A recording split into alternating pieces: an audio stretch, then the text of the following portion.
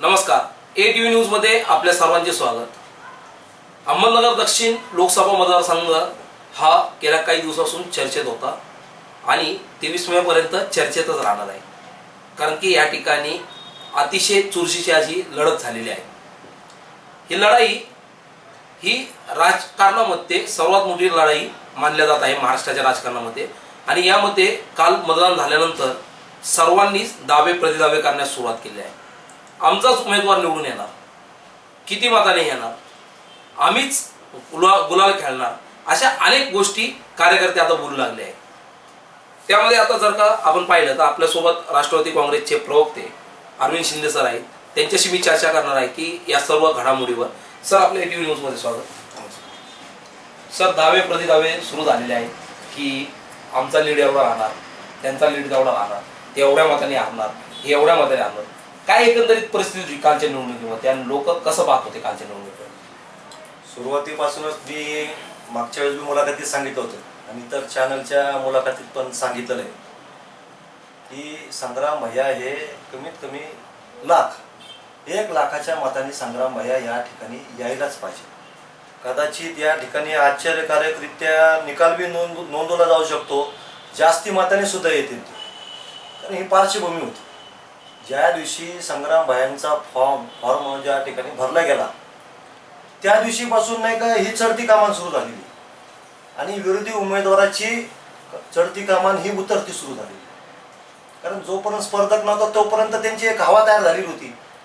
पण एक संग्राम भैयासारखा एक मातब्बर उमेदवार या ठिकाणी आणि विकास काम करणारा, संग्राम भैयाचं गुडविल कसं आहे, विकास काम करणारा एक बॅनर त्या ठिकाणी आल्यानंतर त्याला एक पवार साहेबांचं एक आशीर्वाद, सगळे नेते मंडळीचा आशीर्वाद, काँग्रेस राष्ट्रवादीने एक दिलाने सगळी लढाई सुरू केली आणि ही लढाई सुरू झाल्यानंतर एक चित्र दिसायला लागलं. याच्यामध्ये कुठं दुही बिही काही नाही. प्रत्येकाला वाटत होतं की बस संग्राम भैया म्हणजे मीच आहे. आणि ह्या पद्धतीने ही निवडणुकीला सामोरं जात असल्यामुळं की आम्हाला गॅरंटी होती की व हे सीट हे निश्चित त्या मताने निवडून येईल आणि आता ते दृष्टीपथामध्ये दिसायला लागलेले आहे. सर, तुम्ही जरी म्हणत असेल की 1 लाखाच्या लीडने येणार किंवा काय येणार, परंतु जर का राजकीय विश्लेषक आपण जर का पाहिले, त्यांचा दावा आहे की कोणताही उमेदवार जरी निवडून आला, म्हणजे भाजपचा येऊ राष्ट्रवादीचा येऊ, तो जास्तीत जास्त 25 ते 50 हजारच्या लीडने येऊ शकतो, त्याच्या पुढे जाऊ शकत नाही. तुम्ही एवढा मोठा दावा करण्यामागचं कारण काय नेमकं, नाही का? बघा, राजकीय विश्लेषक जे असतात ते काही ढोबळमानाने काहीतरी माहिती गोळा करतात, त्यांचे आराखडे असतात. त्याच्याबद्दल मला जास्ती काही बोलायचं नाही. परंतु मी पूर्वी सुद्धा सांगितलं होतं की ही निवडणूक जी आहे ही 21 तारखेनंतर फिरायला सुरुवात होणार. 21 तारखेपर्यंत याची पार्श्वभूमी तयार होईल आणि अनेक असे लोक जे असतील, मातब्बर लोक असतील, ते शांत होणार विरोधामध्ये. त्याचा एक आम्हाला फायदा मिळणार आहे. त्या ज्ञात अज्ञात असे पुष्कळ लोक, नेते मंडळी असतील, कार्यकर्ते असतील आणि आमचे जे राष्ट्रवादी आणि काँग्रेस इतर आघाडीचे जे लोक होते, हे जे कार्यकर्त्याने जीवाचं रान या ठिकाणी केलेलं आहे, मेहनत घेतलेली आहे, थकलेले नाही. यांचे कसं होतं की विरोधकांचे जे आता लोक कार्यकर्ते कुणालचे होते तुम्हाला माहिती आहे, ते आता सगळ्या मतदारसंघाला माहीत झालेले. परंतु इकडं सगळी अशी काम करणारी टीम होती आणि टोपल्या टाकायचं काम नव्हतं. आणि संग्राम भैया म्हणजे मीच ही भूमिका त्या ठिकाणी कार्यकर्त्याची. आणि त्याच्यामुळं कसं होतं की आम्हाला एक ध्यानात येत होतं की बाबा हा कार्यकर्ता तिथं माहिती घेऊन राहिला, सांगू राहिलेला, आम्ही त्याच्यावर लगेच उपचार त्या ठिकाणी चालू केलेले होते. आणि तुम्ही उपचार करायला सुरुवात केली होती, परंतु समोरचे जे युतीचे उमेदवार आहेत त्यांचे कार्यकर्ते सुद्धा सांगतात की त्यांचा उमेदवार 1 लाख 1.5 लाखाच्या मताने भारकाने निवडून येईल. म्हणजे नेमकं दावा नगरकरांनी कोणाचा ठरवायचा आहे किंवा विश्वास ठेवायचा आहे? आणि सुरुवातीपासूनच त्यांचं कसं होतं, सगळं बोगस काम होतं.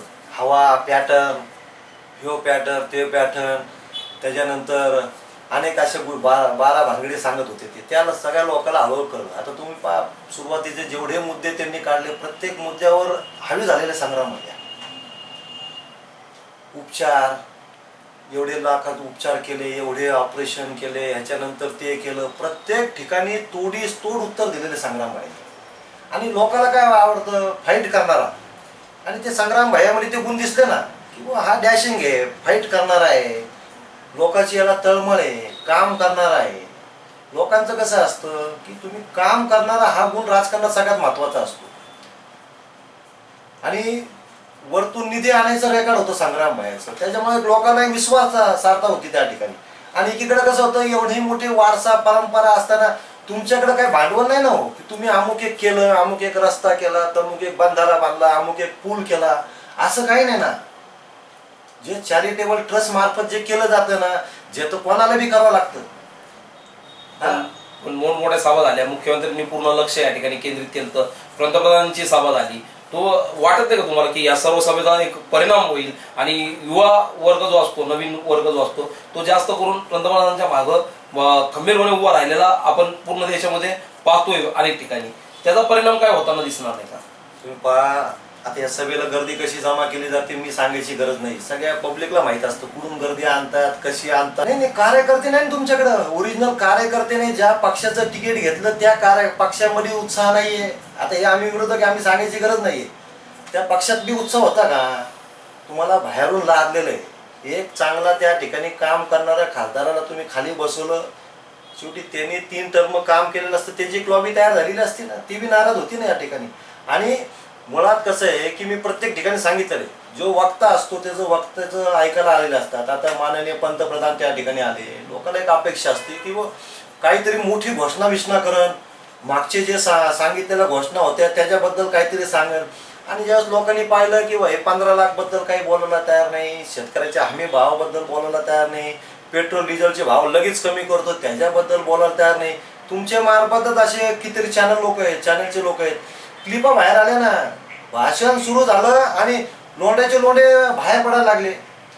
हे संकेत कशाचे असतात की तुमची लाड बीट काही नाही, ओसरली, लोकांच्या मनासारखं नाही झालं ना की लोक सोडून जातात. आता मुख्यमंत्रीची सभा, किती लोक असते त्याच्यात, 1,500-2,000 हजार लोक बी नव्हते मुख्यमंत्रीच्या सभेला.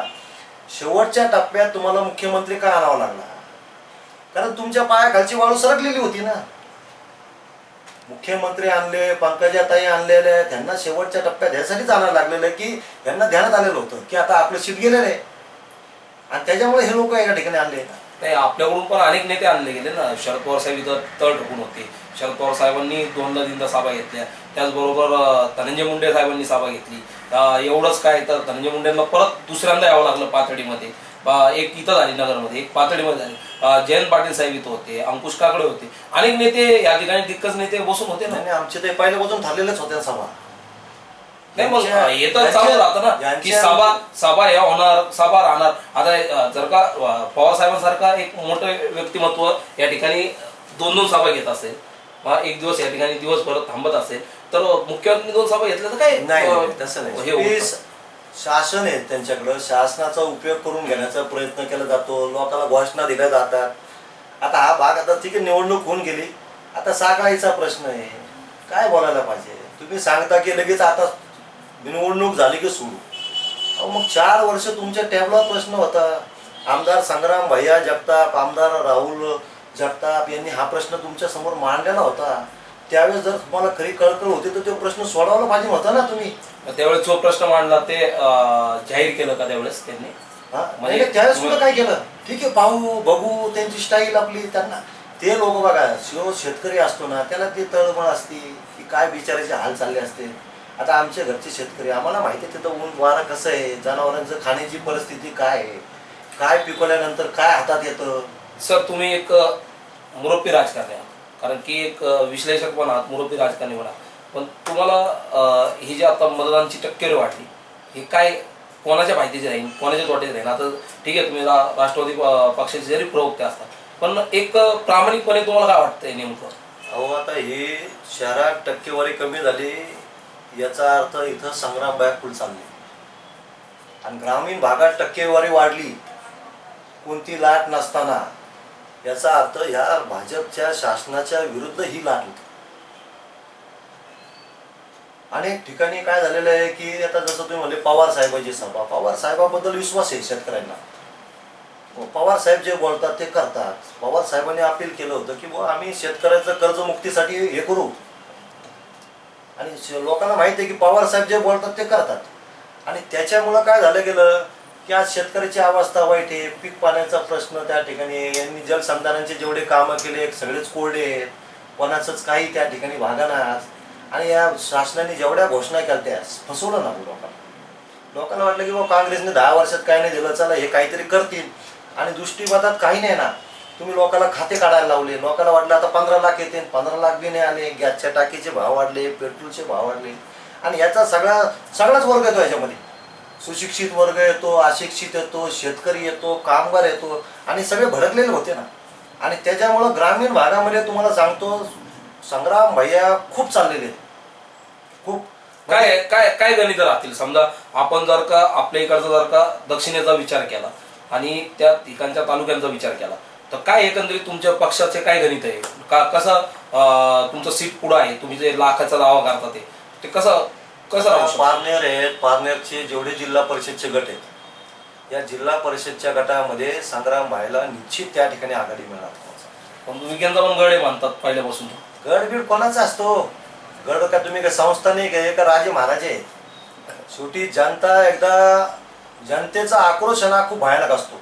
जेव्हा जनतेला त्या ठिकाणी लोक कांदा पिकवतात, त्या कांद्याला भाव नाही झाल्यानंतर त्यांना रडायची अवस्था असते ना. लोकांना वाटलं होतं की आता तुम्ही कांद्याला कसं उत्पादन केलं, त्याचं डबल भाव आणि त्याच्यानंतर त्याचा हमी भाव, म्हणजे शेतकऱ्याला बरं वाटतं ना. आज त्यांची रडायची अवस्था आहे. आज तुम्ही पाहा ना त्या ठिकाणी जे नेते लोक आहेत आमचे, राष्ट्रवादीचे असतील, नवीन आलेले असतील, आता सुजित झावरे पाटील आहे, लंके पाटील आहे, त्याच्यानंतर आमचे बेलेकर असते, इतर काही लोक आहेत, त्याच्यानंतर आपले बरं, पारनेर झालं, श्रीगोंद्याची काय परिस्थिती आहे? मला एक तालुका वाईज तुम्हाला काय वाटतं? काय श्रीगोंद्याला सुद्धा चांगली परिस्थिती त्या ठिकाणी. कसं काय? मांडवगड गटामध्ये बी सुद्धा चांगलं मतदान होणार. तुम्हाला सांगतो काष्टी सारखा भाग जो आहे त्या ठिकाणी सुद्धा बरोबरी साधणार आहे आम्ही. एवढे मोठमोठे नेते आहेत हो, तिथं. नेते आजची परिस्थिती अशी माजी होती मंत्री आहे की त्या ठिकाणी. नेते एका बाजूला झालेले आहेत, कार्यकर्ते या ठिकाणी आलेले आहेत. कसं आहे, संग्राम भैया आणि काकाचा स्वभाव असा आहे की या माणसाकडे बघून लोक म्हणले की नाही बा या निवडणुकीला आपल्याला यांच्या मागे राहायचे. तुम्ही प्रत्येक ठिकाणी प्रत्येक तालुक्यात सांगता की लीड तुमचा राहण्याचे, मग पुढे तुम्ही कमी होते, कोणत्या तालुक्यात कमी होते? ते तालुक्यात लीड मिळणार आहे म्हणून तर तुम्हाला लाखाचा आकडा सांगितला. यांनी फक्त सांगा आम्हाला लीड नाही का इथं मिळत नाही, असं भाग एक बी नाही. तुम्हाला सांगतो तर जामखेड कर्जत मध्ये सुद्धा संग्राम भैया चाललेला आहे, त्याच्यापेक्षा जास्ती जामखेड मध्ये सुद्धा चाललेला आहे. पाथर्डी शहर, आता पाथर्डी शहरामध्ये तुम्हाला सांगतो आतापर्यंत कधी नव्हतं इतकं नाही का विक्रमी मतदान त्या ठिकाणी चांगलं झालेलं राष्ट्रवादीला. मग त्या ठिकाणचा भाग तर बऱ्यापैकी आमदार मोनिकाताई राजळे यांच्या ताब्यात आहे. त्या ठिकाणी काय वाटतं तुम्हाला, कमळ चालणार नाही तिथं? हो, आता काय झालंय, पाथर्डीची निवडणूक त्या ठिकाणी लोकांनी नेत्यांचं ऐकलेलंच नाहीये. कार्यकर्ते लोक असते, नागरिक असते, यांचे वेगवेगळे विषय होते ना. ह्याच्यामध्ये अनेक ज्ञात अज्ञात लोकांची मदत असते. आता मी नाव नाही सांगणार ह्याच्यामध्ये, नाव सांगू पण नका आम्हाला. पण विषय असा आहे की तुम्ही गणित मांडता, ते गणित मांडत असताना तुम्ही सांगितलं की 1 लाखाच्या लीडने सांगा भैयाला, आणि बाकीचे जेवढे म्हणजे पत्रकारांकडून आम्ही माहिती घेतली, राजकीय विश्लेषकांकडून घेतली, त्यांचं मत आहे की दोन्ही उमेदवारांपैकी जो पण उमेदवार आहे, कारण की ही निवडणूक ही अतिशय अटीतटीची झाली. हे असं नाहीये. हे आता कसं आहे, काही लोक समाधान करतात. पत्रकारांचं काय पत्रकार नाही, अनेक विश्लेषक पत्रकार तरी काय करतात, 10 लोकांचं ऐकूनच सांगतात ना. ते थोडी बाउंड्रीवर जातात त्या ठिकाणी. ते काय करतात, आमच्यासारखे कोण ऐकतात, ह्याच्यासारखे कोण ऐकतात, काय परिस्थिती 10-20 लोकांचं ऐकून ते अनालिसिस करतात त्या ठिकाणी. आम्ही प्रॅक्टिकल या ठिकाणी राबलेलो आहे, आमचे कार्यकर्ते राबलेले आहेत. त्या ठिकाणी काय घडतं याची वृत्तांत नेत्यांकडे येतं, आमच्याकडे आम्हाला त्या ठिकाणी येतं. आता तुम्हाला सांगतो शेवगावमध्ये खूप चांगली परिस्थिती आहे ना. संग्राम भैया फॉर्म भरायच्या अगोदरची परिस्थिती वेगळी होती. जसं फॉर्म भरल्यानंतरची परिस्थिती ती खूप बदलत गेली. इतकी बदलली की 21 तारखेनंतर तर खूप मोठा टर्न झाला ना त्या ठिकाणी. 15 दिवस पुरले. 15 दिवस जो प्रचाराला भेटला तुम्हाला, 15 नाही पुरले. अहो याला जर अजून थोडे दिवस अवधी असताना ते निवडणूक कधीच गोंधळून टाकलेली असती. राष्ट्रवादी काँग्रेसचा इथं बालेकिल्ला आहे ना. हो, तुम्ही पूर्वीचा इतिहास काढा, हा बालेकिल्ला राहिलेला भाग आहे. राष्ट्रवादीचे पण नाही ऐकून घ्या, काँग्रेस राष्ट्रवादी नाही आता गेल्या इतक्या वर्ष होते तिरंगी ते पहिलं जे झालं त्याच्यानंतर आता जर आपण इतिहास बघितला, 3-4 टर्म बघितले आपण, ज्या तिरंगी फाईटी झाल्या प्रत्येक वेळेस, ज्या दुरंगी फाईट झाल्या गेलेल्या आहेत, ते मोदी साहेबाची लाट सोडली तर दुरंगी फाईटी ज्या झालेल्या आहेत खूप मोठ्या लीडनी इथं आलेले आहेत ना. आणि जे अचानक उमेदवार या ठिकाणी उभे राहिलेले आहेत ते बहुतेक निवडून आलेले आहेत. मी बघा, यशवंतराव गडाखांची अचानक उमेदवारी दिली होती, ठाकरे साहेबाची कट करून, थोड्या कालावधीत निवडून आलेले होते. सर आता जाता एकच शेवट, काल संध्याकाळी एक तुमचा फोटो मी व्हायरल झालेला पाहिला. निवांत सर्वजण बसले होते. एक काय गप्पा झाल्या त्यावेळेस, काय एकंदरीत कार्यकर्त्यांची चर्चा आली? नाही, कार्यकर्ते चर्चेने आता शेवटी कसं असतं, जे नेते मंडळी असतात बसतात, बाहेरून फोन येतात प्रत्येक तालुक्यातून की इकडं इतका लीड भेटला, इथं थोडं आपल्याला असं झालं, तिथं थोडं त्यांनी काम नाही केलं, इथं एकदम चांगलं झालं, असे रिपोर्टिंग येत असतात. ते ऐकत बसलो होतो आणि ते सगळं समाधानकारक रिपोर्टिंग येत होती की जे मनामध्ये आखलेलं असतं आणि ते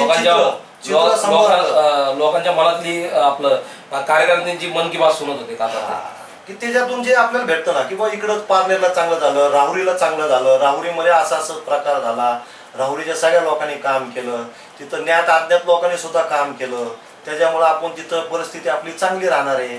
जामखेड कर्जतला बी आपली स्थिती एकदम चांगली आहे. जे पाथर्डी शेवगावचं आपण ऐकत होतो त्याच्यापेक्षा खूप चांगली परिस्थिती आपली त्या ठिकाणी निर्माण झालेली आहे.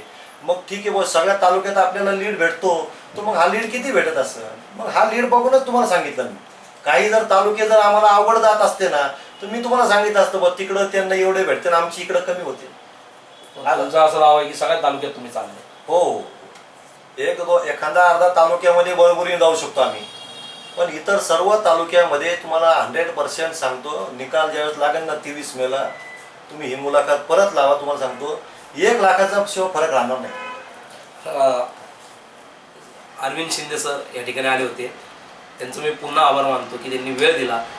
त्यांनी दावा केलेला आहे की 1 लाखाच्या लीडनी राष्ट्रवादीचे जे उमेदवार होते आमदार संग्राम भैया जगताप हे निवडून येतील असं त्यांनी दावा केलेला आहे. 23 मेला आपण दिवसभर लाईव्ह निकाल दाखवणार आहोत, त्या ठिकाणी चर्चासत्र घेणार आहोत आणि त्या चर्चासत्रामध्ये स्वतः शिंदे सर सुद्धा असतील, सर्व पक्षाचे नेते मंडळी या ठिकाणी असतील आणि त्या चर्चेमध्ये त्यावेळेस जो दावा प्रतिदावा होणार आहे प्रत्येक पक्षाकडून ते सुद्धा